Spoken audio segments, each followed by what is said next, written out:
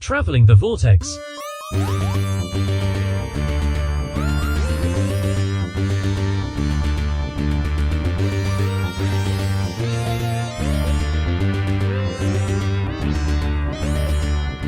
We've joined the Doctor as he travels the Vortex and arrive at episode 543, where corridors are just more interesting when you design them yourselves. I'm Keith. I'm Sean. I'm Glenn. How's it going? Pretty good.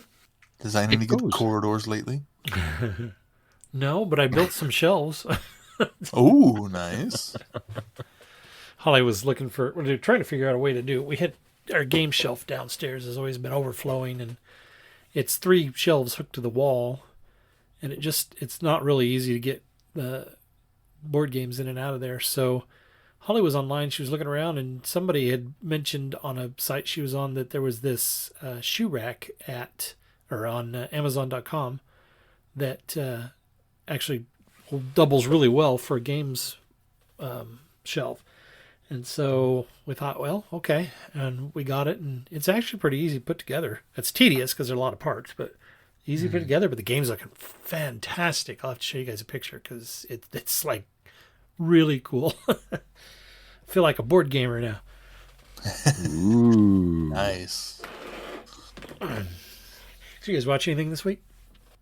We did a double feature on date night. We found ourselves sans shy, and we're kind of making plans for a nice quiet evening in, and suddenly went, wait a minute. I mean, it was very much that moment in Bedazzled where Brendan Fraser goes, "Un momento." And so we went out to the theater and saw the new Dungeons and Dragons: Honor Among Thieves. How'd you like it? Followed that up with Shazam 2. Dungeons and Dragons is awesome. It is just a top-notch, fun, thrilling, exciting, audience-pleasing, good old time at the movies. A lot of laughs, a lot of excitement. It's a good movie. And yes, Glenn, I loved that cameo. I saw that. My kid was like, what? I'll tell you later. And then Shazam 2 wasn't bad. I mean, it was in that vein of cute, since it doesn't have quite the same level of heaviness to it that it seems like most superhero movies have. But neither did the first one. But it was enjoyable. So yeah, Part of what I enjoyed of the first one, it was a little more mindless entertainment. Yeah, very much. This one fits right in that more of the same. So they were enjoyable. Keith, what'd you watch? I didn't watch anything. Started a couple things, not finished them yet. So not going to comment on them until I see that all. My youngest has been bugging me about seeing the 1993 Super Mario's movie, the Mario Brothers movie. So Sean was able to help us out, get a hold of that, and we watched that on Saturday. And that movie's not as bad as people make it out to be. How did it go? I'm a bit he liked it. He thought it was and he thought it was campy fun. He didn't think it was a great movie or anything, but yeah, we both enjoyed it. And I mean, it is such a product of its time. It's just very Demolition Man meets Super Mario Brothers. And just the right amount of campy scenery chewing from Dennis Hopper. Of course, I had seen it before, so this was my second time around.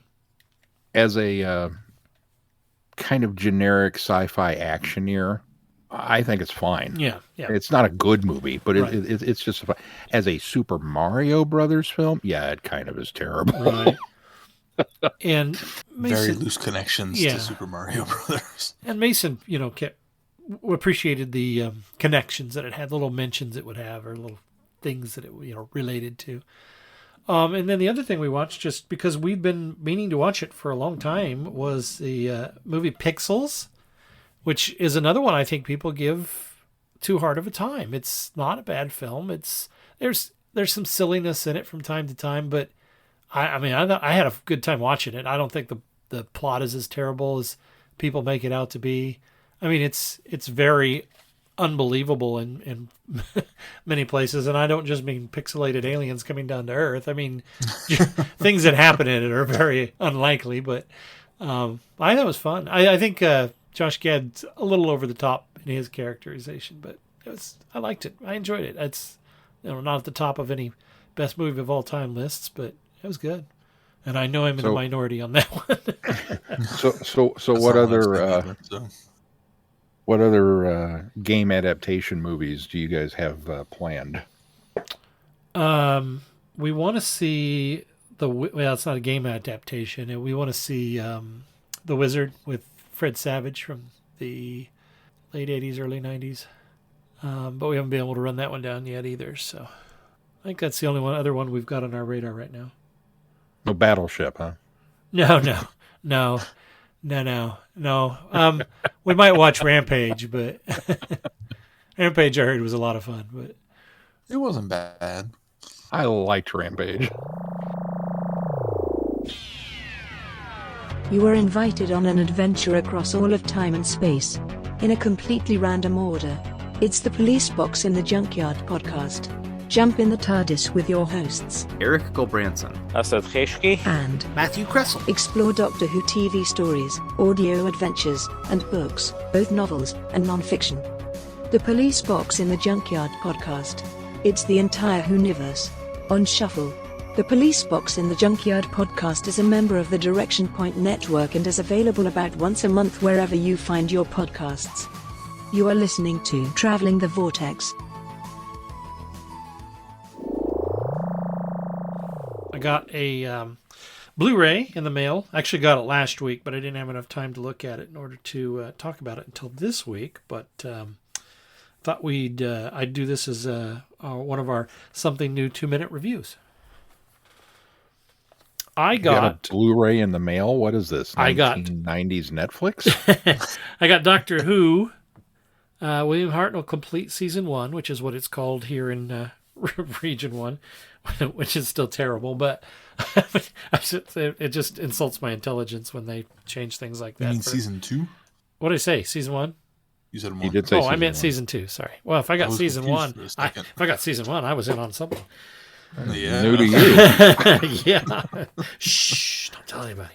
Just real quick, it's a great little Blu-ray. It's actually one of the ones I've been looking forward to the most, because the other, Tom seasons obviously are from my era, my favorite Doctor, and I liked all the all the my era Doctors that I have. I was really excited for this one because I wasn't sure how these would come across. The restoration, the up conversion looks pretty good. What they did on this one with the Crusade is pretty standard. I couldn't tell any different. There's the 2 reconstructed episodes that the BBC put together from Telesnaps, and it's not any better or any worse than the loose cannon adaptation that they did. I haven't been through all of the special features, but I did take a look at some of the new ones. The In Conversation, Matthew Sweet interviews William Russell for one of the in Conversations. I didn't learn anything new about Doctor Who, his time with Doctor Who from that conversation. But what I did find out is that when he starts talking about being in the Royal Air Force, that man opens up. It really opens up. The other one was with Maureen O'Brien, and that one's a really fascinating interview. I did not know that she was a noted writer. She's written some mysteries novels over the years. I also watched a couple of the Behind the Sofa features, which is where the all-star Doctor Who cast watch along some of the episodes that are on this disc set. And then the other thing I got a chance to look at was there's a documentary on here, full-length documentary called Searching for David Whittaker. And I didn't realize that there's not a lot known about David Whittaker. So Toby Haydock sets out on a journey to interview some people about him and about his time with Doctor Who and kind of even his early life before that as an actor. But that's as far as I've gotten. The box art is great. I was a little skittish when I saw when they released it. I didn't think William Hartnell looked all that much like. It looked like William Hartnell, but not. There was something wrong with it. But when I get it in my hand and I look at it, it looks fine. So I don't know what the difference is. Maybe it's a colorization thing or something. But box art it's looks funny great. You mentioned that because I thought that too, looking at the picture of the box art when it was like, why does this look slightly off? I'm thinking that too when I look at the box art for the new Pertwee one. But I've had a lot of people say when they got in the UK that already have it, when they got it in their hands, they said I thought the same thing, that it didn't look as strange as it did when they first saw it. Maybe I'm just getting used to it. But anyway, that's my something new 2-minute review. I've got some more stuff to delve into on that disc set that we'll obviously talk about when we come around and talk about some of the Blu-ray sets. Hello, fellow time travelers, and welcome to the Doctor Who Target Book Club podcast, the only podcast to discuss, in story order, all the Doctor Who novelizations. My name is Tony Whitt, and every 2 weeks or so, I'm joined by a 2 to 3 person discussion panel, including our so-called expert who's been a Who fan since 1979. That would be me. We also get the views of intermediate, casual, and novice fans who either have never seen the show or who have never read these books until these podcasts, including Dalton Hughes and Alison Fitz-Seyfried. You can find us on iTunes, Stitcher, Spotify, or wherever you find good podcasts, or even ones like ours. You're listening to Traveling the Vortex, a Direction Point podcast. All right, should we move on to news? Yes, they have announced Jinx Monsoon is going to be joining the show in the new series in a major role. Now, Jinx is an award-winning actress, singer, and 2-time RuPaul's Drag Race winner. I had never heard of Jinx before today. She won the 5th season of RuPaul's Drag Race and then the 7th season of the RuPaul's Drag Race All-Stars. So she came back and took that one as well. I think I saw that Crowned the Queen of Queens. Yeah, I think I saw she just came off of Broadway. She played Matron Mama Morton in the musical Chicago. So yeah, it looks like that. Pretty exciting. I don't know that much about her either, but I'm looking forward to seeing what they can do. It's more than anything just nice to keep getting tidbits and news about what's coming. Yeah. Knowing that, we still have new stuff coming. Right. Even beyond the 60th anniversary. Yeah, unlike Chibnall's tight lockdown where we didn't hear absolutely anything. Right. Forever. Now we actually get some announcements and stuff, which is kind of refreshing. They all say, who is Doctor Who? Do you collect Doctor Who? Do you have Doctor Who items and you don't know you collect Doctor Who? For all things in the Doctor Who collecting world, tune in to the Doctor Who Collectors Podcast, a Direction Point Network podcast. I am Larry Van Rosbergen, your host, and I have been collecting Doctor Who for 40 years. With popular features like collection protection and the most outrageous offer, we have a lot of fun. Available anywhere you get your podcasts. You're listening to Traveling the Vortex, a Direction Point Network podcast. All right, well, should we move on to our review? Yes, we were going to start with Ambush. This is a short comic, about 2 pages, 6-8 panels. In the book, Dalek, The Astounding Untold Story of the Greatest Enemies of the Universe by George Mann. It's just really kind of a little splash page. I've noticed that George Mann has sort of taken the War Doctor as sort of his baby, if you notice, because he's written a few things, including Infernal Engines for the War Doctor. So I think he's sort of taken the reins on some of this, and I wouldn't be surprised if some of the War Doctor and War Doctor Begin stuff has been written by him. But pretty much what it says, the Doctor and his, I presume, companion at this time is ambushed by a fleet of Daleks. And he decides that it's time to finally go back to Gallifrey and talk to Rassilon himself. It feels very much like a setup to another story that I really want. Yeah, I kind of thought the same thing, and I wondered, the complete guide, the reason that I put this in the rotation here is because the complete guide that we use has it before the story we listen to. That would be why I put it in that order.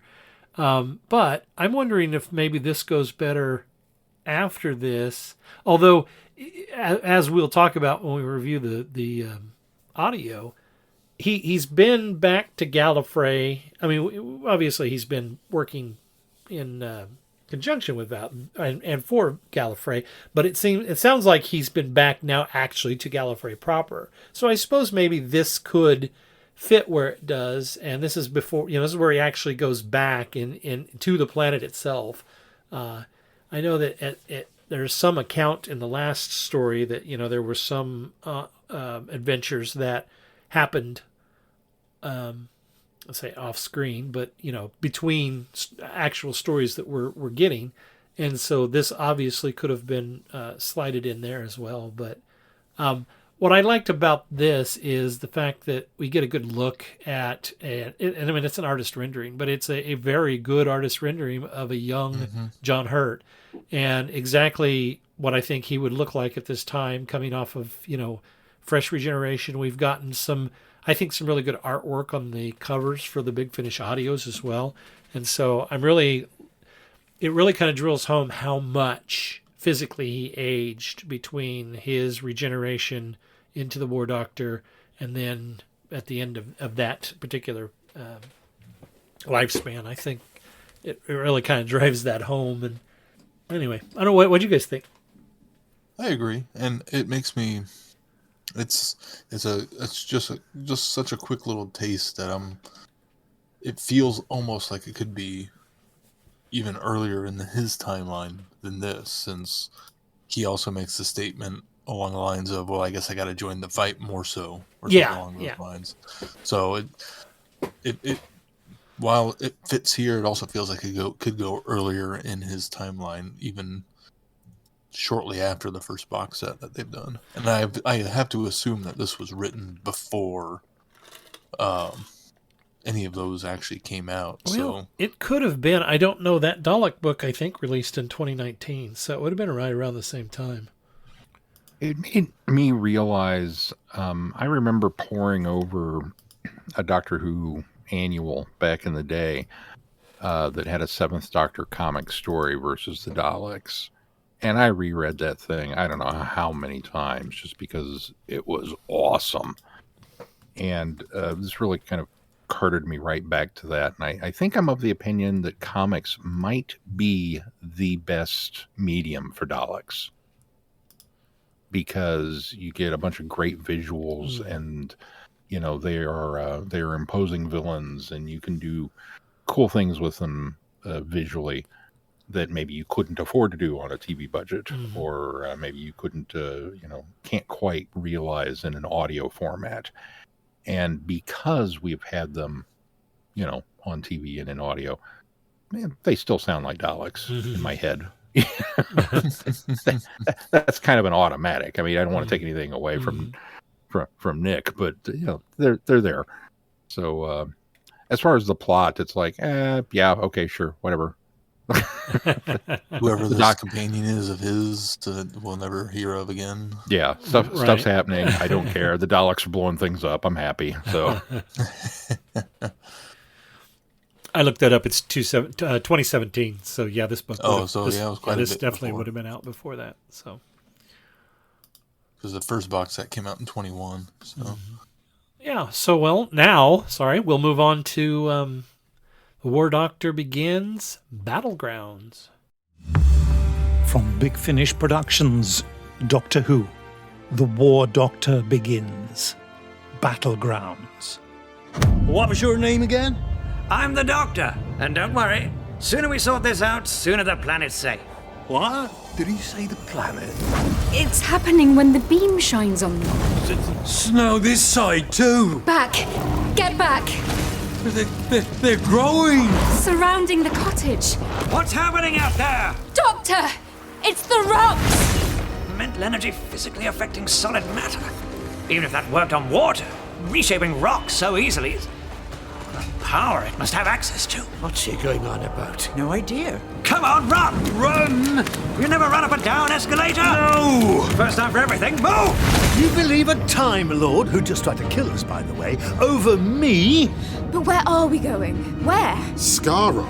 We've been fighting this war since we were slime on Skaro. The Nemesis is a game changer. It could win this war. And we've given it to you, Commander. A bribe. That's what this great big Hulk is. I'm a Thal, not a Time Lord. We still have honor. Who was that? That was your captain, agreeing to give this ship to the Daleks. Berserker army is currently engaged in a pincer movement around Sendaline and Herrick. Estimated complete loss of all lives in the city by 0630 hours. You in the cloister, with a big sword. I said you won't want to be standing there. Me? Me in the cloister? Right you are. Why not? Well, because the Berserker Dalek advance party has been sent to kill me. So we run now, right? We run in the direction of the knot explosion. I just have to unplug all this from the TARDIS. One moment, please. I'll do it as fast as I can. Need a hand? I believe it's a one-man job. I've heard that before. Big Finish, for the love of stories. The Keeper of the Lights. The Doctor and his faithful companion are on the trail of a strange psionic signals. At a remote coastal cottage, holiday makers David and Dorothy think there's something strange about the lighthouse, but the Doctor can't shake the sense of an even bigger mystery to solve. I wish there hadn't been a bigger mystery to solve, honestly. I don't know. I kind of like the aspect of what threw me off immediately is the fact that the companion, Layla, she's calling him the Doctor. And he calls himself the Doctor. Yeah, that's right. And he doesn't, say anything about it. And I thought, well, that's kind of strange. And then you kind of get the impression that this is taking place, fairly present day Earth. And that's kind of weird. And then there's this relationship between this Dorothy and David and this love triangle that I think David perceived more than actually was there, but with Dorothy and Malcolm. And, it was just, it's kind of, chugging along as a typical Doctor Who story. And I think I was a bit befuddled by, trying to figure out where is this being placed? Why is he on Earth? There's a war going on. What's happening now? So I think the reveal, the aha moment, I didn't expect, but it was a bit of a relief in a way. And I thought was kind of cool because I do like when I'm caught off guard and I don't realize what's happening. And that for the Doctor, when he starts to have the realization before he's actually fully kind of come out of it, as he's working it out, I kind of thought, oh, okay, I see why all of this has happened before. But was that necessary? Because if the story that they had been telling had been just a little more engaging, I think that the story overall would have been even better and the aha moment would have been even cooler. But the story they were telling almost is a contrivance in order to get to that aha moment. And I think that was what I didn't like so much about it. Yeah, I had kind of a similar course through it, except for I noticed early on that he gave us a drop line of whatever's going on pulled my TARDIS out of the vortex. So I was like, oh, okay, so he was off to some other battle and got pulled down. Yeah. Okay, that's where we are. So I didn't struggle so much with fitting this into whatever's going on in the grander scheme, but more struggling consistently with the characterization of this Doctor. Then it makes it okay at the end because, it's all in his mind of him wanting to do what he used to do. But that doesn't make... It makes the rest of the story almost unnecessary. Because, it's a fine Doctor Who story that needed a little more thought put into it to make it better. But they didn't have to do that because they had this big aha moment at the end that allowed us to just hand wave. Well, it wasn't real, so it doesn't really matter. And it's, well, why did I just listen to that last hour of this story then? Mm-hmm. Also Bing. Yeah, both of those. You guys know me. I love lighthouses.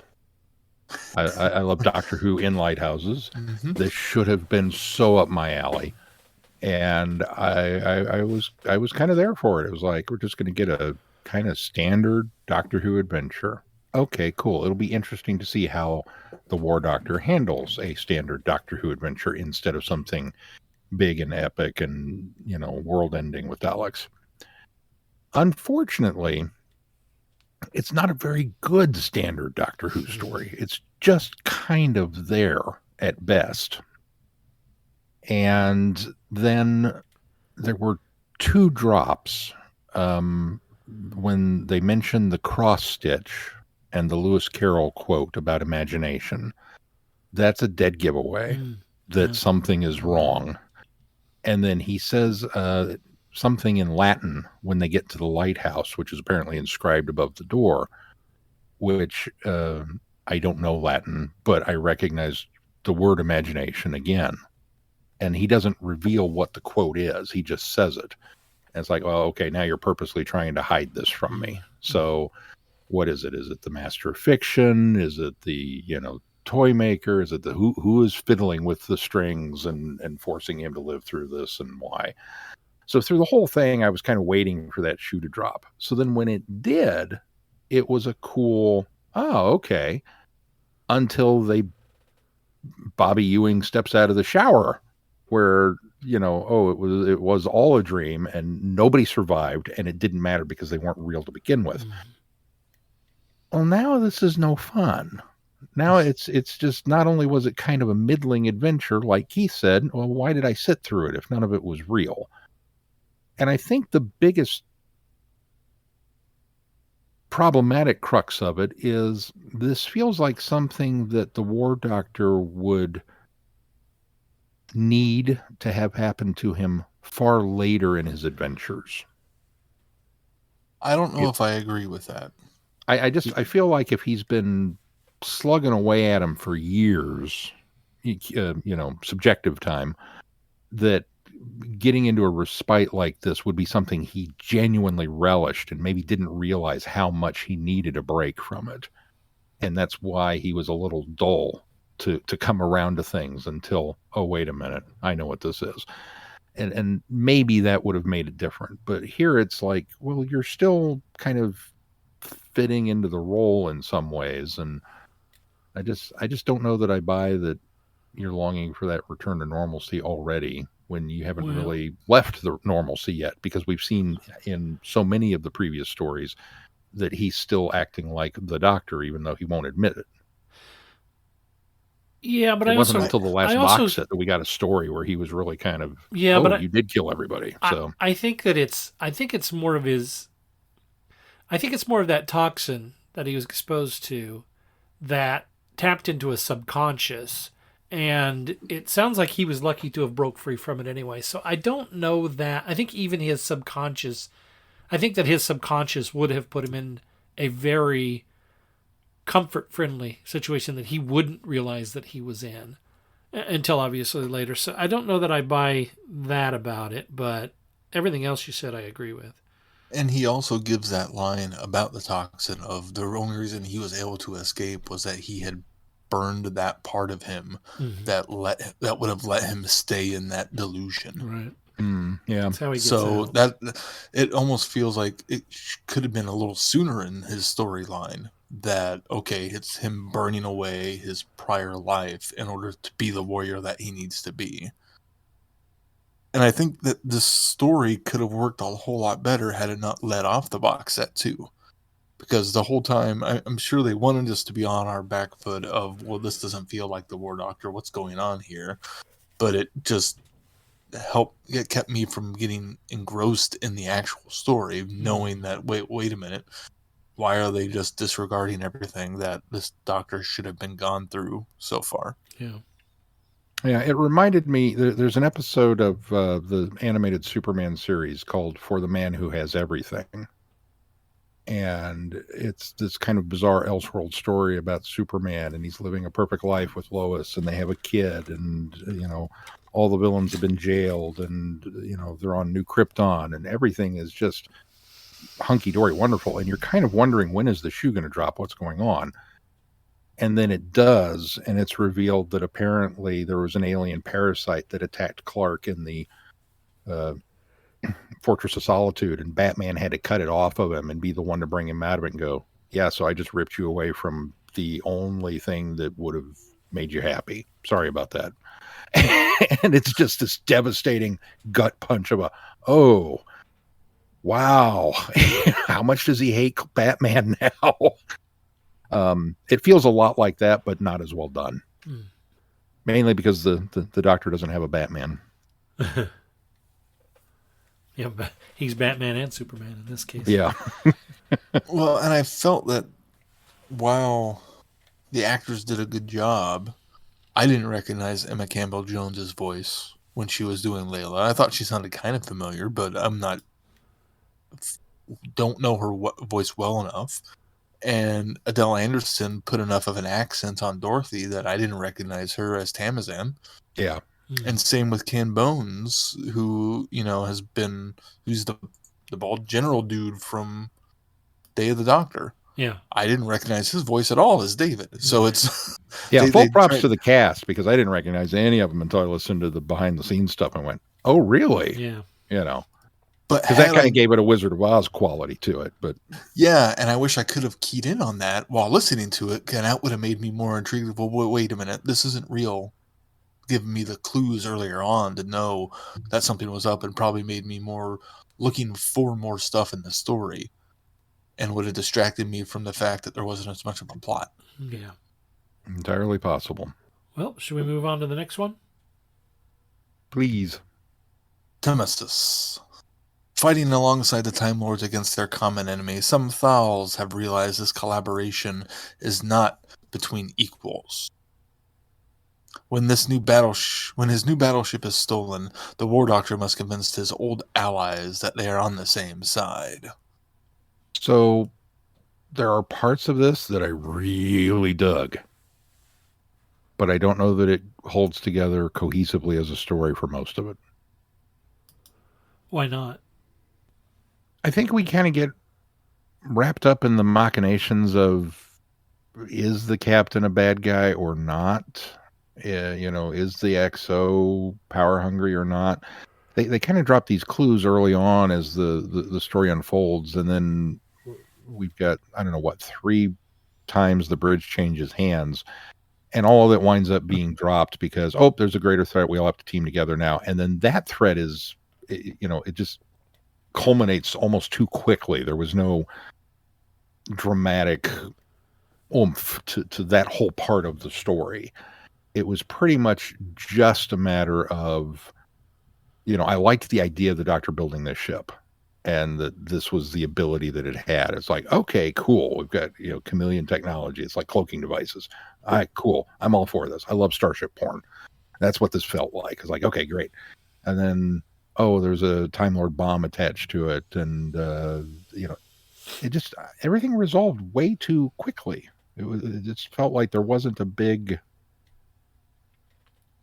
You gave me a ticking clock, but then we never had the countdown of the ticking clock. Does that make sense? And when we turned it off, it was just an afterthought of, I turned the engine off and now there's no power to the bomb. What? I don't know. I sort of like... And a drop line of, we couldn't do that in space because then we'd be dead. I sort of like that, though, because it kind of... I like that because in her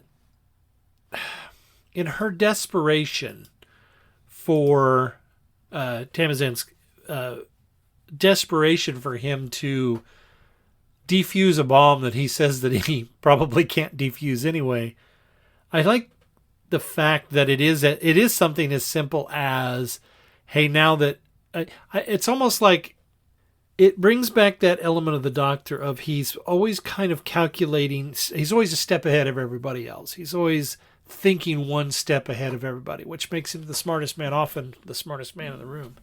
And so I sort of like the fact that he had that. He never really lied about not being able to disable that bomb. And I don't think he ever could have really disabled that bomb or disabled it from going off, it from detonating. And so I think knowing that he can just pull the plug on the power, I don't know, I kind of like that. I thought it was a nice simple answer, especially when we just came through, I think, some pretty high stakes, intense scene just prior to that. So I actually liked that about this. I didn't think that was too simple. I think my problem more was it seemed like they escaped the Daleks a little too easily. Because didn't they just dematerialize and escape?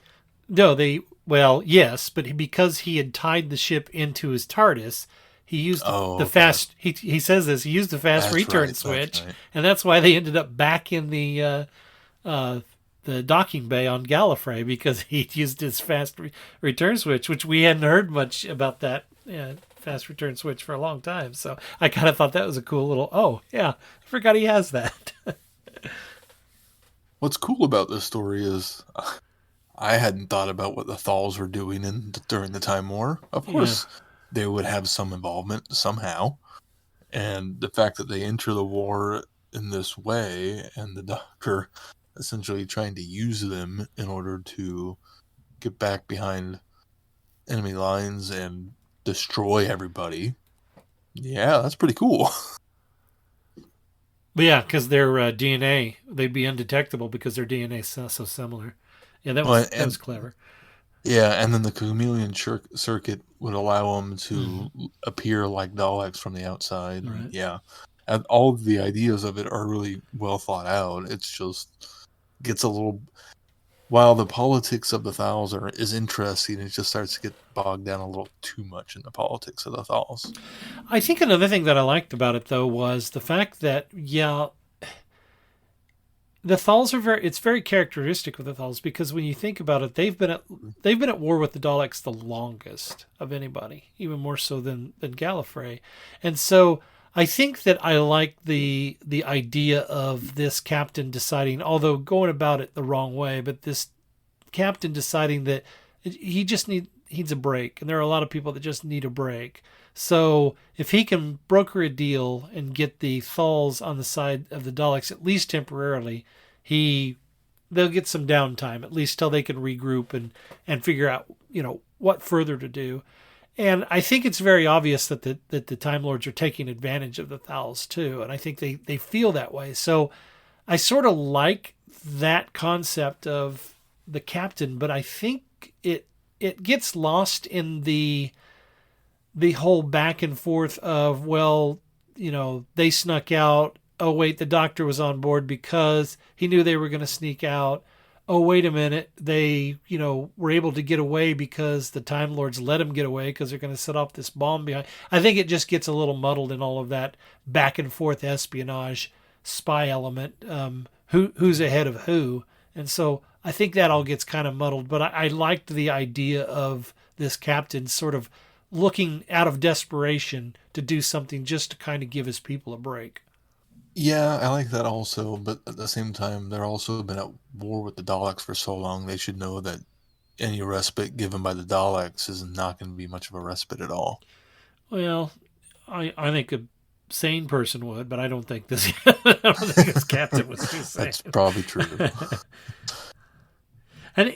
And he had great motivations, I thought, for why he did all he did. I mean, it wasn't a very well thought out plan on his part, but I liked the reason why he wanted to do all these things.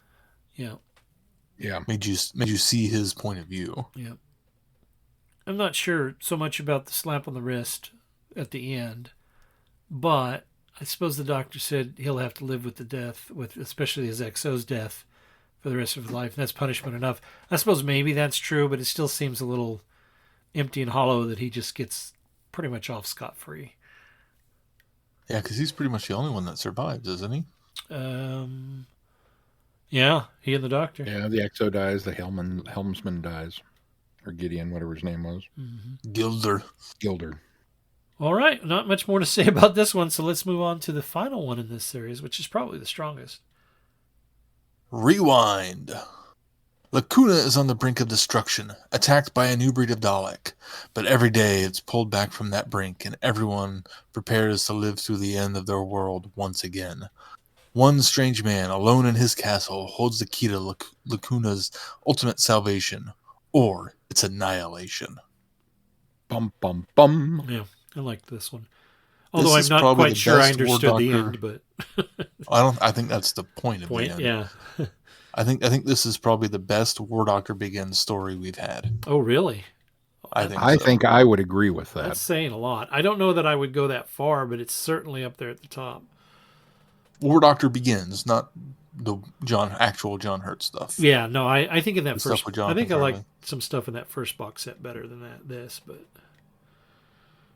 This Go ahead, John. I just say I appreciated that they managed to do a Groundhog Day story without some of the normal trappings of a Groundhog Day story. Because Doctor Who has done time loops before, obviously. But the way this one was done and doing it really kind of Doctor Light, and focusing, on the horror of remembering that you're wiped out day after day after day after day. That was cool. Yeah, I think this is everything I was wanting in a War Doctor Begins story. It is, well, he's not in it heavily once he gets involved. He's heavily involved. It's the Doctor trying to do the right thing, but still failing at it. And he's trying to save this planet, but unknowingly, and partially knowingly, just because he's trying to do this, putting the entire planet through hell. And that is the sort of moral dilemma that I feel like the War Doctor has had to tackle throughout the Time War. This is the sort of conflict that he's trying to do the right thing, but is also doing horrible things at the same time, trying to do the right thing. And this feels like it balances that line perfectly. And the moral ambiguity of it. Yes, and then the ending of where it's not entirely clear on if he comes back and saves them, or I walked away from it going, oh, well, he didn't figure out a way to do it, and they all died. And so this is another planet's death on his shoulders to wear him down to the point we see him later down the road. I think they all but telegraphed that with the green line. I mean, the green line is him leaving, him running off, and they say that early on. She realizes that. Not I say early on. I mean earlier than the end, and so I think it sort of telegraphs that that's probably the conclusion you're meant to draw from it, is that he does get away, but does he come back and save them, or was that the only way that this could end? Because all of the weavings of time, the failed attempts, were what she said, blue and red, and there was the only one green. So, yeah, but they didn't have to. The beauty of the ending being, I think, kind of ambiguous is they've certainly set us up. Yeah, no, I mean really. No, it wasn't kind of ambiguous. It was ambiguous. It was ambiguous, and they did that on purpose. Yeah, they have certainly set us up for failure. Yeah. They have shown us the thread. They have told us that, the only way this is going to work is if he leaves. And he does. And then the world ends. And it goes to silence. And so, it is ambiguous from the standpoint of, well, okay, did he make it back or not? And we get a long pause with no sound before the credits roll. They could have thrown another TARDIS noise coming in, as if he was coming back, which would have given us some hope. They could have, left with just the pow and, the destruction of everything, Dalek voices or whatever. But it's just silence. And for me, it's just as eerily effective as Urshak not having any music during the end credits. It's just kind of that kind of wham, potent moment. And I loved it. I love the fact that it's, open to interpretation, that you can kind of believe whatever you want.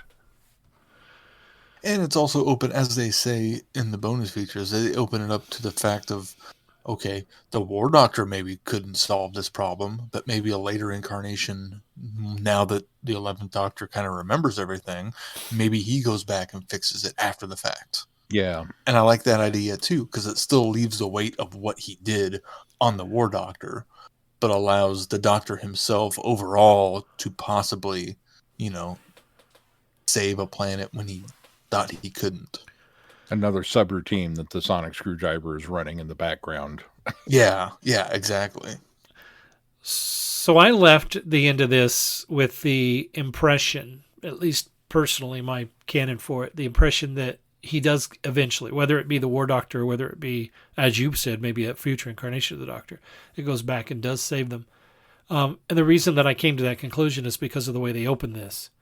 The way they open this is her recounting the steps up to that day and then we don't get any of that sort of logging later. But that, to me, is her telling this story and setting us up, and then the story playing out, in just dialogue between the characters, but she's sort of kind of still telling this story. And to me, that's in the future beyond these events.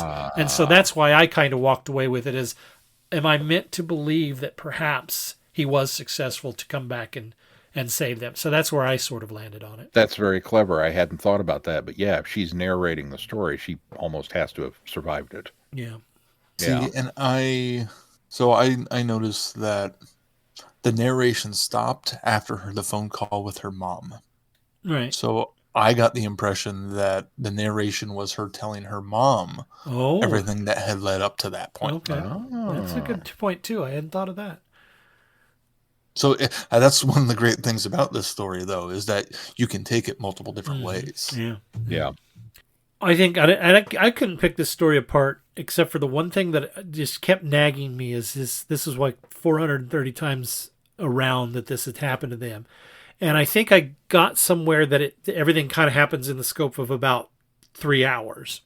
Mm-hmm. And I sort of thought, that's almost a lot of time. And maybe we're just at that very end where everybody's so wore down that they're just going through their normal routine every day. But part of me kind of felt like it was missing that groundhog element of trying other things, trying to leave, or try to just commit suicide before they even get there. Just something that was missing was that there weren't other efforts. It just felt like they were going through the motions every day, and it's not until she gets that glimpse of the lights at the castle that she decides to actually go and do something different. And it just doesn't seem like that would be 430 some times around that somebody would finally do that. But I'm not going to fault the story for that. That was just something I felt was missing that should have maybe either been addressed or looked at in some way, or given an explanation for why. Yeah, I think there was a little bit of that in there. I saw a little less. That didn't really bother me, I guess, because they also had talked about, we're going to try using 4 nukes this time. Mm-hmm, yeah. So it did feel like the main hub was trying new things, but they had almost become resigned to the fact of, there's no point anymore because everything we try to do isn't going to fix the problem. Yeah. The other part of this minor niggle. and they seem to be a bit of a primitive. I mean, she talked about they use computers, but only what they need. So I suppose there's any sort of transport off of the planet either that they could have mass evacuated either. So I suppose they do give you enough of that explanation that they're a very simple race, that they probably wasn't much more they could do. It almost feels like our own society, current day, trying to go up against Daleks. Yeah. And we wouldn't have much luck either. Especially if these are new Daleks that, are even worse than what we've previously seen. Right. Well, it's a good story. Good story, though. The other great thing about this story, I think, is Ignis herself. The characterization and the writing and the acting of it is so well done that it sucked me in the entire time. Mm-hmm. I would agree with that as well. I thought she was a great character. And I think would have made one of those characters that would have made a great companion. Yeah, unfortunately. Mm-hmm. Yeah, and she's very creative and very poetic, and I think just that's her position in the government too. And so the character's really kind of built around that idea. And it works really well. Well, and the idea that this I forget their titles. Minister of Poetry. Yeah.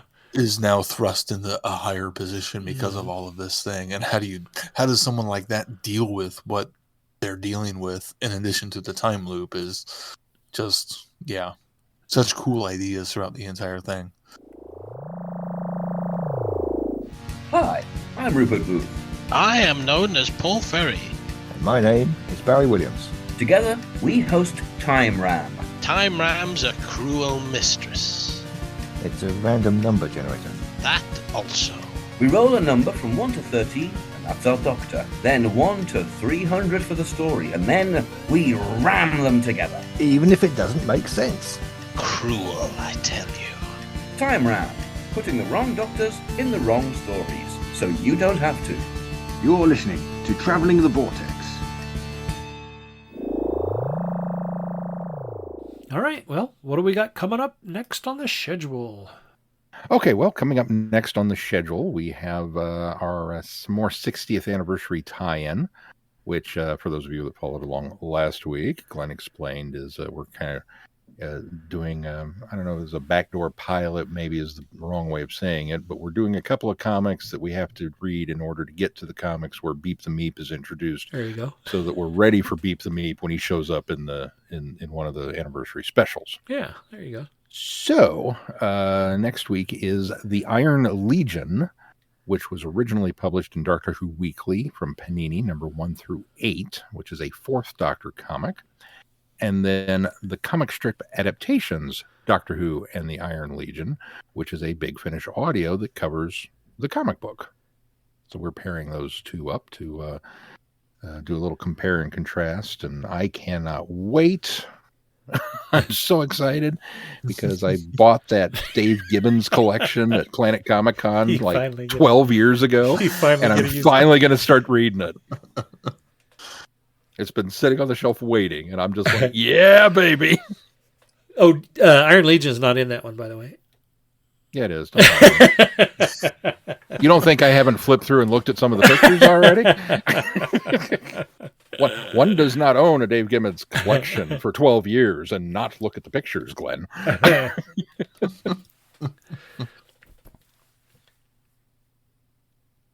And then I believe the plan is to return to the world of The War Doctor Begins with the 4th box set, He Who Fights with Monsters. That is correct. So that is coming up next. And you can find us at our website, travelingthevortex.com. If you get any value out of this podcast, why not consider putting some value back into it? You can do that by clicking on the Patreon link and consider supporting us. When you become a patron of this podcast, you unlock more audios and specials from us.